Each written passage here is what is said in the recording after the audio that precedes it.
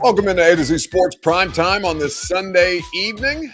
Thanks for spending a little of your weekend here with us. We are going to talk running back room tonight because Tyjae Spears, in the latest media availability, put some pretty lofty aspirations out there. Not necessarily like statistical predictions and stuff like that, but we said, don't worry, we're going to do some statistical predictions for you based off where we think Tyjae Spears and Tony Pollard are capable of contributing on a scale of NFL running backs. And speaking of which, we'll obviously take a look at the running back that the two of them are going to have to replace in Derrick Henry, and we'll ask you to pick one between the running back duos that the Baltimore Ravens have now and that the Tennessee Titans are currently prepared to field. We got Sunday Fun Day. We got Tennessee and Southern Miss in the Super Regional with the Vols up 6-3. No one on, no outs in the top of the seventh right now. We'll keep an eye on that for you as well. It's a great evening, a beautiful night, and looking forward to getting into it with you, beautiful people. But the thing that I need you most to do, first and foremost, is to share this show, because as much as I love you, beautiful people, I always like seeing more new beautiful people in the comment section on Facebook, Twitter, YouTube, and Twitch. If you're hanging out with us on Twitter, please retweet the show. If you're hanging out on Facebook Live, I see Corey D. Jackson. I see Zeph Smith. I see Danny Whitson on Facebook Live. You can share now to public. That's in the bottom left-hand corner of your screen. Nick on YouTube knows the drill. Like and share the show on YouTube and subscribe to the channel on YouTube and Twitch if you have not done so already. If you're still waiting around to subscribe to the channel, what the hell are you doing? Hit that button and let's get rolling. Welcome into A to Z Sports Prime Time from the Zen Sports studio, where William Jones greets me on this beautiful Sunday evening and says, Buck with the newly divorced dad hat. Well, I would have to be married to be divorced, but right now it's just because I didn't want to put a bunch of hair product in my hair on a Sunday evening, so you'll have to go along with the divorced dad hat tonight.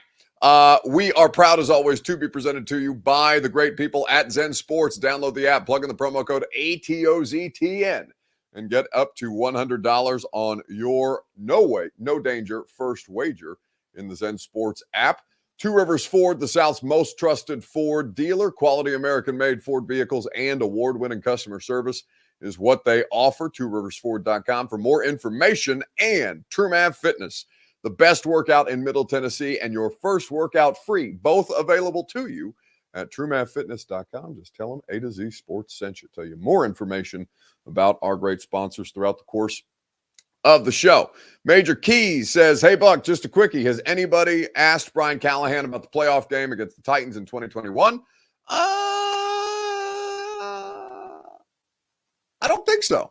I don't know. Maybe in some form or fashion. I don't really remember. I don't know why we would have, to be honest. I don't know what, the context for that would be, but no, not off the top of my head. And if we have, it's been more in passing or within the context to a situation that's relevant. And obviously, I don't give a shit to ask him about a playoff game 3 years ago, but I understand why you might be interested to hear maybe his perspective and his side of things. Not in a press conference setting, though. Don't care about that. Maybe on a podcast interview or something to that extent. JNYDSG says, I'm waiting for a Bert cameo before I subscribe. Well, Bert's camera is currently tilted up at the ceiling, which means that he's naked and walking around his room where only I can see him, where he does this show from. So I think if you want a cameo, tonight is not the night, or at least let him put his drawers on before he pops onto the camera. I guess it's only from the waist up. Oh, now I'm just staring at his bare chest while he watches the ECU game in the regionals. But oh my God, get out of here. See, at least he tilted the camera back down. So you didn't see what I get to see during the show. Anyway, we have a lot of different things to talk about because Tyjae Spears is a really fascinating piece in this larger puzzle, as is Tony Pollard. Now, we've talked to you and you've heard Brian Callahan talk about the Titans running back room, how excited he is to work with this particular running back room. And on Wednesday, when last we met with the Titans, by the way, mini camp this week, so we'll have media open, or media will be out at practice for 3 straight days this week, as opposed to 1 day each week, as we've kind of been spacing this thing out. So Tuesday, Wednesday, Thursday, we will have Titans mini camp before their final day of OTAs, I want to say next week. And then we'll go on a 6-week break where there's no football anywhere. And it will be basically the Sahara Desert of sports content. But I digress. On Wednesday, when last we met with the Titans players and coaches, Tyjae Spears was one of the players that was made available to the media. And he was talking about a variety of different things, and obviously how they're going to be deployed between him and Tony Pollard, who comes to the Titans on a 3-year, $21.75 million deal, following up a really nice season for the Dallas Cowboys after his first Pro Bowl season in 2022. And they do so in what is, it's no longer the shadow of Derrick Henry, right? Because Derrick Henry is no longer on the roster, but there is still kind of a, well, you have big shoes to fill kind of shadow, because it's not just Derrick Henry. This franchise, this club, going back to its roots as the Houston Oilers, there is no more, no position for this franchise that's held to a higher standard than that of the running back because of the history, right?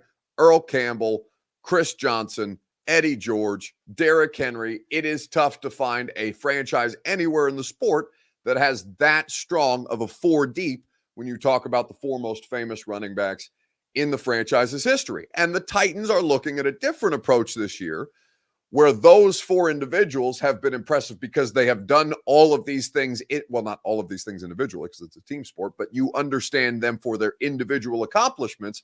The Titans are going to take more of a running back by committee approach this year. And you look at Tony Pollard and Tyjae Spears and say, well, still, you can do a lot with these guys as far as their total deployment, and both of them having the skill set of a 3-down running back. Depending on how they use them, they should be interchangeable. And so Tyjae Spears is answering questions with that in mind and to that effect. And you're going to hear from him here in just a second about the standard that he is holding, that he and Tony Pollard and the rest of the running back room are holding themselves to heading into 2024. The question that I'm going to ask you is this in the comment section on Facebook, YouTube, Twitter, and Twitch. If you are so inclined to interact with us, let me know how you feel about this. If I set the over-under for scrimmage yards, so that's rushing and receiving, if I set the over-under for the combination of Tony Pollard and Tyjae Spears, over-under of 2,500 scrimmage yards, so that's rushing and receiving for the both of them, are you going over or under 2,500 yards from scrimmage combined for Spears and Pollard? Let me know your answer, over or under 2,500, in the comment section on Facebook, YouTube, Twitter, and on Twitch. We'll talk about the numbers that they have produced. Spears, obviously, only 1 season. And Pollard will take a look at his production historically, both rushing and receiving. But over or under 2,500 yards from scrimmage for the 2 of them. Let me know how you feel on Facebook, YouTube, Twitter, and Twitch. While I remind you that your Two Rivers Ford Take is presented by the South's most trusted Ford dealer, and the South's most trusted Ford dealer is Two Rivers Ford. Quality American-made Ford vehicles, award-winning customer service is what they offer. Nobody makes the car buying process faster, easier, or more fun than the great folks at Two Rivers, and they have done so for over 40 years. I saw DeAndre Hopkins pulling up to Titans OTAs the other day in his Ford Bronco from Two Rivers. You know, I whipped the 2022 Ford Explorer that I custom ordered from Two Rivers Ford. You can be like D-Hop, Coach Mack, Ramon Foster, Don Davenport, me, and millions of other Middle Tennesseans with Two Rivers Ford in Mount Juliet or online at tworiversford.com. Over under 2,500 yards from scrimmage for both Tony Pollard and Tyjae Spears. I see under from Preston and Tig. Steve Jones agrees. Too many tough receivers, or too many good receivers. Kendall D says, that's tough. Under 1,400 for Tyjae and 900 for TP, Kendall adds. Switching to under, actually, says John Vargas. Real Cricket says they could both be 1K players, so I'm over. Well, yeah, they could be, but neither of them have ever done that, and that's really, really hard to do. So I'm going to go ahead and say that if either of them get anywhere close to 1,500 yards total from scrimmage individually, it would be a major accomplishment. I don't know what the division of labor is going to look like specifically for the Titans offense this year. I know that the two of them bring versatility, and you'll hear from Brian Callahan on that in just a second, but that they do have differences in their styles, and that they both, which we've talked about on the podcast with Greg Cosell, if you subscribe to the install. If you don't, what the hell are you doing? Subscribe to the install with Greg Cosell right now to learn more about your Titans offense and defense and the schematic approach for coaches around the league, which we talk about every Wednesday on the pod. But looking at the two of them, I understand the logic of going under because of the wide receivers. You have Tony Pollard. You have Tyjae Spears. You also have DeAndre Hopkins, Calvin Ridley, and Tyler Boyd. That if they keep the same kind of theme as Brian Callahan's time with the Bengals, if the three of those wide receivers are healthy, they're going to play. So that's basically the rotation. The tight end has always been an ancillary piece in the Bengals offense. Not that they haven't had tight ends or good tight ends and tight ends that have made plays.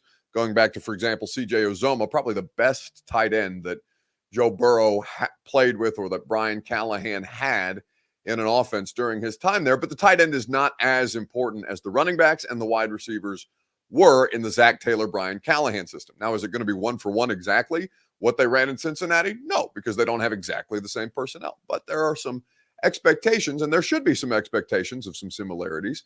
And I think that the running backs are actually more versatile than what they had to work with Joe Mixon and basically some Jags after Joe Mixon within the Bengals offense. So your Two Rivers Ford take, over or under 2,500 total scrimmage yards for Tony Pollard and Tyjae Spears. I'm going to tell you why I'm going to go under here in just a second. But first, I'm going to let you hear from Brian Callahan, who has done nothing but glow about the running back deployment and tell us that it's the thing that he's most excited to see how they're going to figure out within this year's offense.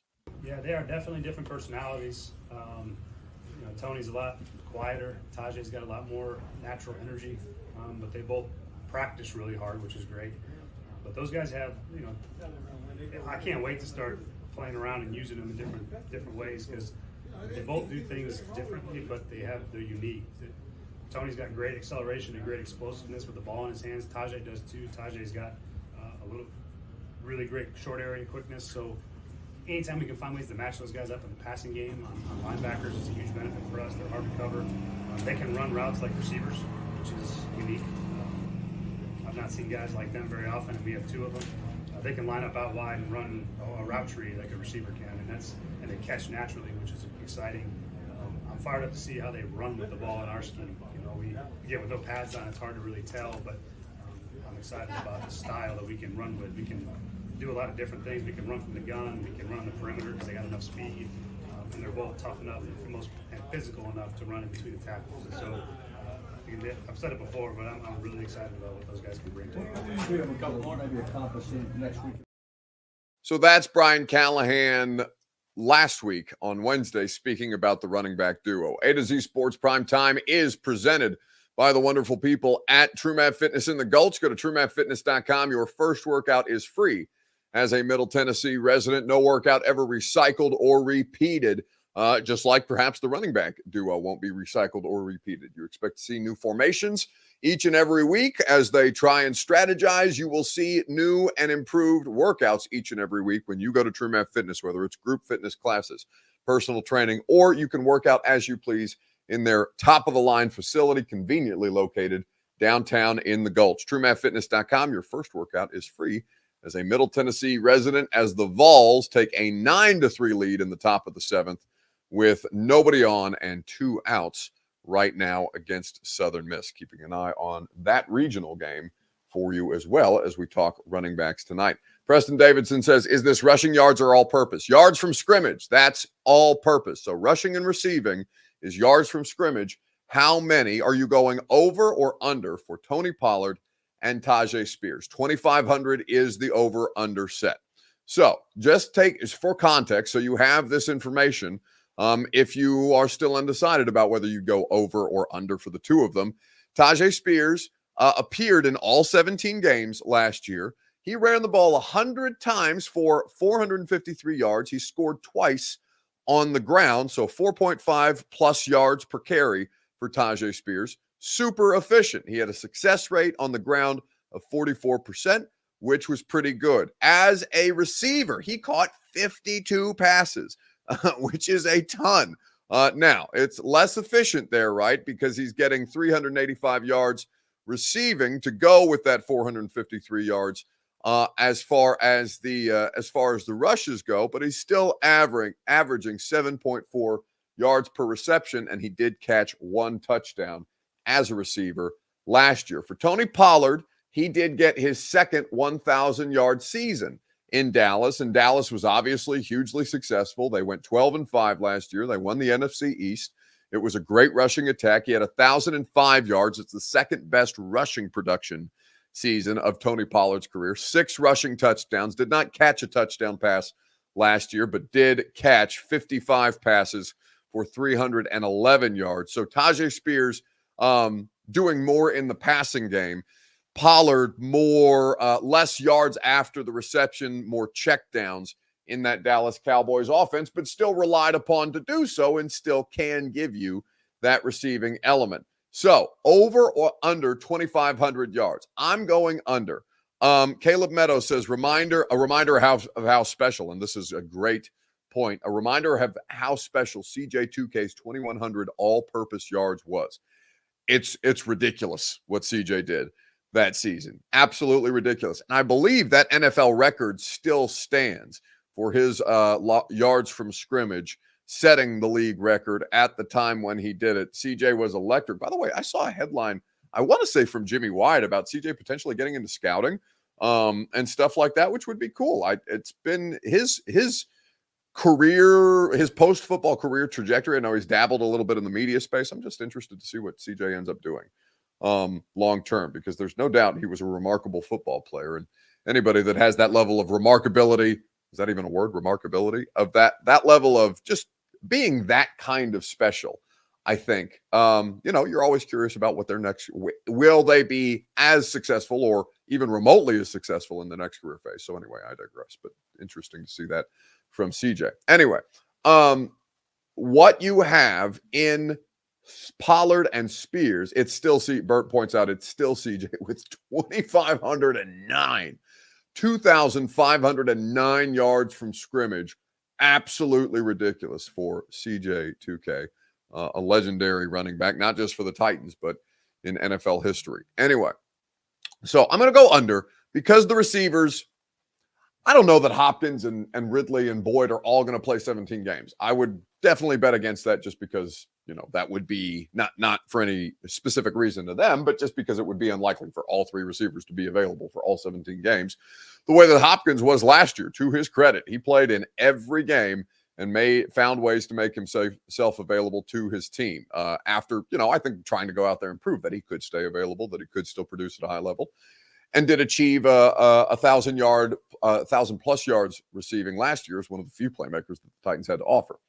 But I'm going to go under just because I think that there are so many mouths to feed now, which is a great problem to have, right? If you're the Titans, you want to have this kind of versatility to your skill players so that you can keep defenses on their heels the entire time. Boyd is going to be primarily the slot receiver, right? But Spears and Pollard can both be split out wide in the formation. You can use empty sets. You can use Ridley and Hopkins as movable pieces. I think that you will see Boyd be the most, I don't want to say the most immovable piece that the Titans offense has, but Boyd is the most specific player that the Titans currently have of any of the wide receivers or the running backs. And I mean that by he is almost exclusively a slot receiver, and that's what he's been in his entire career.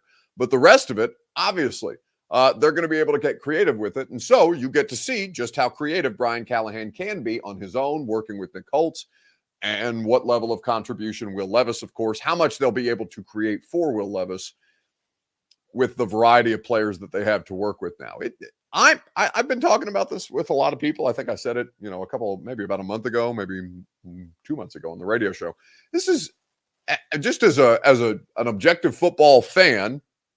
and a reporter covering an NFL franchise, this is as excited to watch the team that I cover as I think I've been since, probably at any point, to be honest with you. Maybe since 2021, because after 19, none of us had them doing in 19 what they ended up doing. Nobody in the league, not anybody locally, not anybody nationally. What they did in 19, winning the way that they did, beating the teams that they did, going to the AFC Championship, having a 10-point lead on Patrick Mahomes, and then blowing it.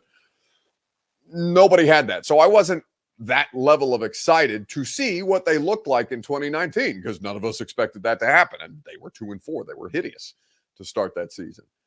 2021, when they got Julio, with Julio, Derrick, AJ, it was as, I think, curious and as excited to see them play as I was at any point, because obviously we know what Julio has been. AJ was, not at the peak of his powers, but certainly a high-level contributor, and Derrick was still in his prime. Now, of course, that season went to shit in all manner of different ways, and they still found a way to be the number one overall seed, but it never really materialized until the playoff game against the Bengals and Brian Callahan's Bengals, where all three of them were available, and, they had only been available together, I think, for less than 200 total snaps that season, where Julio, Derrick, and AJ had all been on the field together because all three of them missed time at various points. I think heading into 2021, the hype was as high as it's ever been. This year is different, but I think for a couple of different reasons. Ali Sorrell, forgive me, I can't see what your picture looks like, so I don't want to. Ali or Ali, either way, says, I don't think I've ever had this much anticipation for a Titan squad. Could be. This is definitely different, right? We've talked about the spending. We've talked about the salary cap space that they've had for the first time in quite some time. They haven't picked that high in the draft since Corey Davis and Adoree Jackson. That was way back in 2017. By the way, I ran into Corey Davis out and about this weekend. It was great to see him. It was a little bit. I ran into a couple of people I haven't seen in a while at the health club that I go to. And Corey walked in with his oldest daughter. Anyway, I hadn't seen him since he left for the Jets in free agency back in 2020. It was just cool to catch up. Been a while, but it was a little bit like seeing somebody from high school that you haven't seen in a long time, because we're both about the same age, and it was nice to catch up, nice to chat, and it's good to see CD trying to get back into. I know he's working very hard to get back into shape to try and get back in the swing of things for the NFL, because you remember he had a situation where he was placed on the reserve retired list. It sounded like he was going to step away from football for a while after the Jets, and now he's back here locally, and he's looking to get back into the league. So we'll see. Hope the best for him and his family. It was good to catch up. Anyway, so Caleb Gray says Buck name dropping again. Well, that's not name dropping. If I run into him, if we go to the same health club and I run into him, then that's what it is. There's a well, if you wanted me to really name drop, because the health club is where I run. The health club is where I see more players, as many players as I do, as many professional athletes as I do on my job. So if you really wanted me to name drop, Corey Davis is probably the smallest name that I could drop that I see at the health club. But I won't do that, Caleb, because you have said, you have balked at my name dropping anyway. So I won't give you the good names. I just, Corey Davis, good to see you. Anyway, so let's talk about till Zach CD said hello. Oh, Zach was always on you'll remind me, Billy, because I don't remember exactly, but Zach was always on a bit of an anti-Corey Davis campaign, if I remember, or was just kind of down on Corey Davis. And, the Corey Davis thing didn't go exactly the way that I think a lot of Titans fans wanted to. And of course, he's a 5th overall pick, right? For the 5th overall pick, he damn near better be Julio Jones, or else you're going to be disappointed. But it was Major Key says, did you ask him anything about coming back to Tennessee? No, I didn't. It was just casual catch up. How you been? How's the family? Because I don't think he had kids. So no, I'm not on duty when I'm there to get in the sauna. I'm just, we're having a casual conversation. I think not to get sidetracked, but when you see these guys out in the wild, I'm not working them like I would if I'm on the clock. You know what I'm saying? I'm just, these are, it's almost like seeing a coworker, right? Yeah, how's the family? How's the kids? Are you still living in the same spot? Whatever. And I'm not there to press them about I'm not there to press him about what's going on in his professional life. But if, maybe I'll shoot him a message and say, hey, if you want to come on the radio show, if you're hanging out here locally, maybe we chop it up. I didn't think to ask him that while I ran into him, but I think it'd be fun to talk to Corey. And I think Titans fans would appreciate hearing from him. So anyway, can we see me on Hard Knocks? No, Titans don't have any Hard Knocks. Any Hard Knocks coverage this year, right? You've got off-season Giants. Preseason is Bears, but that's in Chicago, so I wouldn't be on Hard Knocks or anything like that. But if it was in Tennessee, you'd probably see me because I'm at training camp every day. Anyway, so pick one. Running back room for the Titans or running back room for the Ravens. So that's Justice Hill and Derrick Henry in Baltimore if we're going to go 1-2.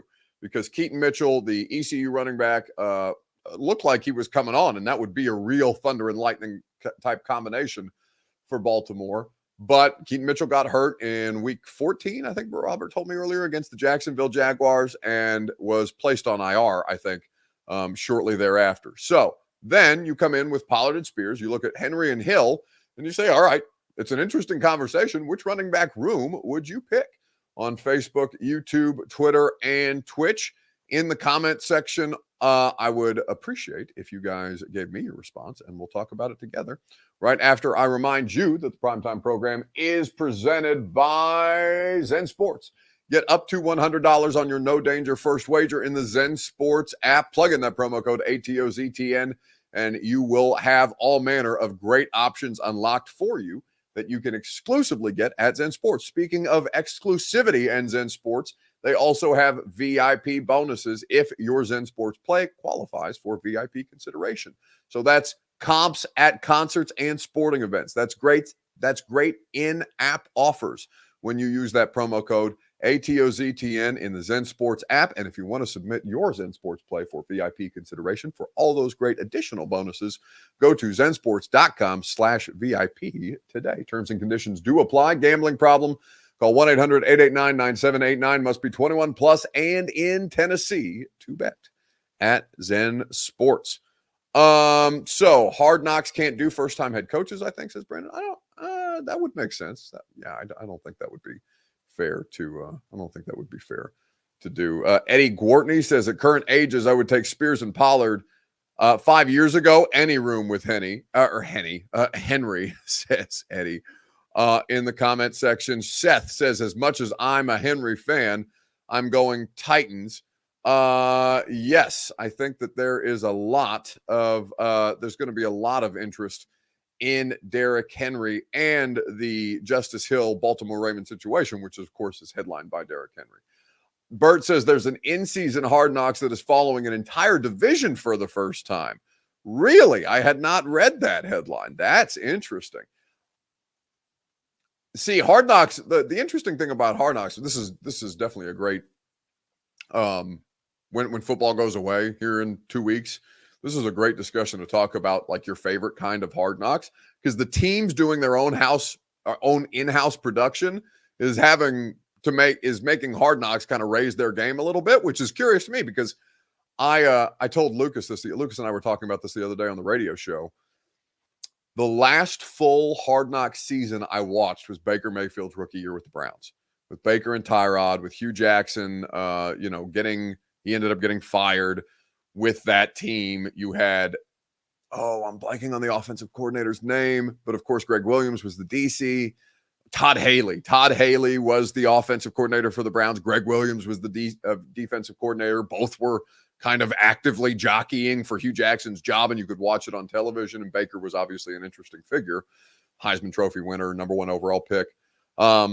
But after that, I started to watch the Raiders the next season, and they weren't showing any of the Antonio Brown stuff. And I was like, oh, this is just PR for the team. This is just like an NFL.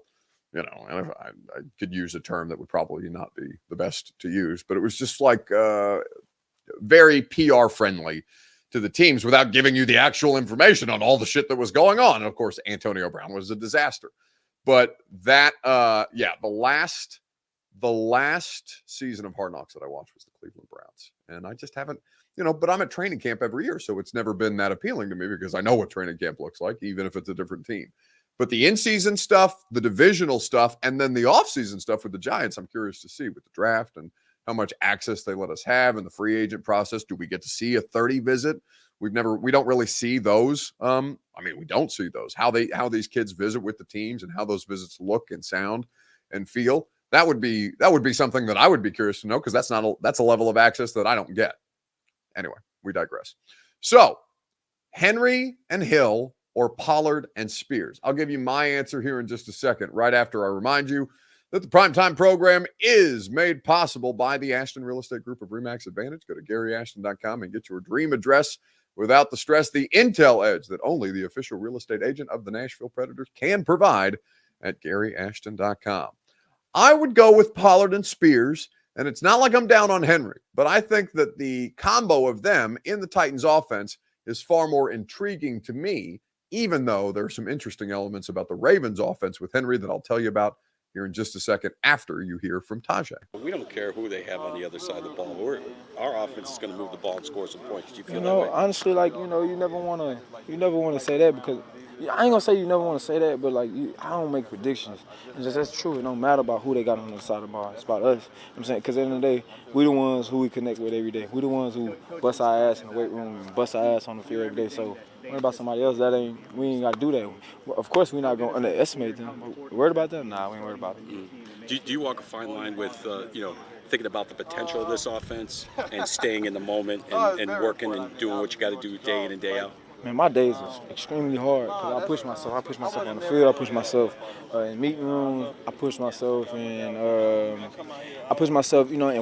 You know what I'm saying? So I don't know. It's just like when I take I like to have fun a lot. I play all day.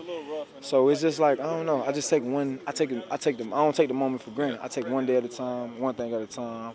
When I'm not too tired, I just try to, and when I am too tired, I just try to focus in on the moment. Because at the end of the day, if you don't take care of the present, you ain't gonna have no future. Yeah. How about you and Tony? Talk about pushing each other. You guys pushing each other. Oh yeah. We just had gotten into an argument a few days ago. I don't know if you want me to tell y'all, but we just got into an argument a few days ago. Just pushing each other, just trying to get the best out of each other. And, we exchange a few words, not no crazy words, but nah, we ain't finna do that. Is that just the competitive fires coming out? Yeah. We just pushing each other, want the best. I want to see them. I want to see both of us in top 5 rushing. You know what I'm saying? Top 5 best back. Coming up this year. You know what I'm saying? With the O-line we got, we can reach those heights. But you know what I'm saying? We got to push each other. It started now in OTAs. What are you learning about Calvin Ridley? Just the way he goes about his business? He fast. I don't think he got I told him he got 2 speeds. He got 100 and 110. And most of the time he be at 105. I don't even know. He just don't stop though. He don't stop, and that's cool. I think he's a great fit for that room over there. What would you like to? So that's Tyjae speaking with us on Wednesday about, we want to be top 5 and top 5 running backs, top 5 in rushing, both of us. He understands the standard that the Tennessee Titans running back room, the weight that carries, for all the reasons that we talked about earlier to start the show. Now, of course, the guy whose wake they're following in is Derrick Henry. The questions that I have about Derrick, because you have to change how you play to accommodate Derrick Henry. Henry and Hill is mostly about Henry, but Hill would be the number 2 at least to start the season. Because if you do it with Lamar, who is the more appealing option, then immediately I would pick Lamar and Derrick over Pollard and Spears, but that's not really the exercise. We're talking specific to running backs, and to put the quarterback in the middle of that would obviously change the dynamic. So if Henry is going to be Derrick Henry, then Derrick Henry has to get volume carries. And the biggest criticism of the Ravens after their playoff loss to the Chiefs was that the running backs and Lamar hardly got any carries in that AFC Championship game loss at all. You guys made it to the AFC chip. The thing I remember most was late in the game against Kansas City, you on the sideline in a jacket, right? And it's like, okay, this is the best running back in football. His team's trying to make it to the Super Bowl, and because they're down, he's not on the field. Part of sort of the devaluing of the running back position is that, right? Because that's very similar to LaDainian Tomlinson, who we had on the show as well, to when LT's in the AFC Championship, his knees hurt, and he has on the coat, he has on the helmet. How important is it for you now in Baltimore to help Lamar who has been on the cusp as you were, John Harbaugh, who has already won a championship, Roquan and that defense. How important is it for you in your career to win a championship? It's really important, and I'm happy I'm going somewhere that they hungry. They hungry for it, and they're right on the cusp. You know, they're always in the conversation, and I know Lamar want one really bad, so I ain't going to somewhere that, like, the expectation is just we're going to see what's going to happen. Let's make the playoffs and try to make some noise. No, they trying to win it. And being so close and losing that game in Kansas City, I know they're hungry. I know, they're going to come in with the right mindset and let's get to it. So I'm ready to come in and be that adding piece to it to help spring them forward if any way possible, any way I can, and helping him and, taking some of the, the pressure off him in any way. And, the big thing is being around some dogs. Yep. So I'm excited for the opportunity. And another big reason why I played a big part is the last time the Ravens won the Super Bowl, it was in New Orleans. And the Super Bowl is in New Orleans this year. So hopefully this shit come full circle. I like that. So we're going to see what's happening. Hold up. So that's courtesy of The Pivot with Ryan Clark and Channing Crowder there. Master Jedi, referencing back that AFC Championship game loss, wasn't that loss more about Rabes taking over the defensive play calls? No, it in fact wasn't. Now, that pissed some of the players off, but that wasn't why they lost the game. If you go back and watch the game, there was one defensive play that lost them that game. It's Rashaan Evans at the end of the first half, missing a tackle on Patrick Mahomes skirting down the sideline, rushing to the end zone, and taking a lead into halftime. The rest of it, they played better defensively when Mike Vrabel was running the defense against the Chiefs than they did the week prior in the divisional round against the Ravens. Now, did it piss players and coaches off that Mike did that? Yes.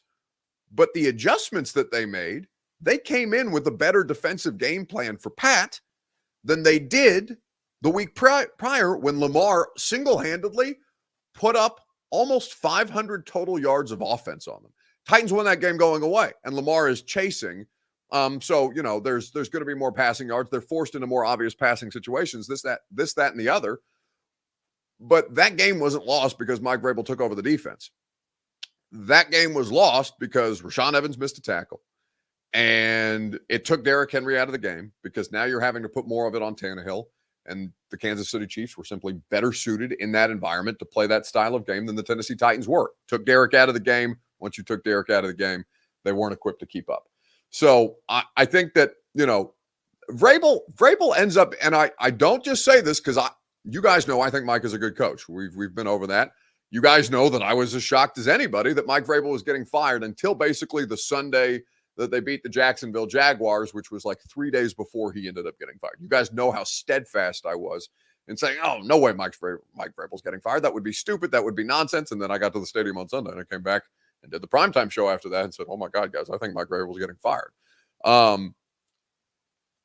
He ends up being a pretty convenient fall guy for the Titans. Not that he doesn't deserve plenty of criticism. John Robinson has a portion of the blame. Mike Vrabel has a portion of the blame. Ryan Tannehill has a portion of the blame. There's blame to go around.